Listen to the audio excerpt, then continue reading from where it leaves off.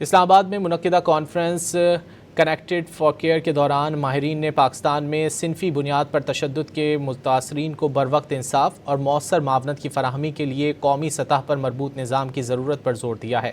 اسلام آباد کے مقامی ہوٹل میں 2 روزہ کانفرنس کنیکٹڈ فار کیئر منعقد کی گئی۔ کانفرنس میں شادی شدہ اور کم عمر لڑکیوں کے لیے صنفی بنیاد پر تشدد سے متعلق خدمات تک رسائی کو ایک بڑا چیلنج قرار دیا گیا۔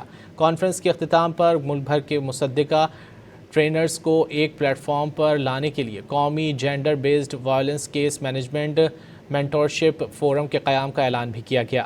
شرکاء نے سفارش کی کہ GBV کیس مینجمنٹ کو سرکاری نظام، معیاری آپریٹنگ طریقہ کار اور تعلیمی نصاب کا مستقل حصہ بنایا جائے۔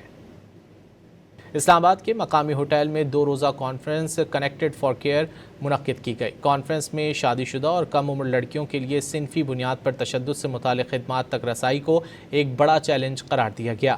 کانفرنس کے اختتام پر ملک بھر کے مصدقہ ٹرینرز کو ایک پلیٹ فارم پر لانے کے لیے قومی gender based violence case management mentorship forum کے قیام کا اعلان بھی کیا گیا۔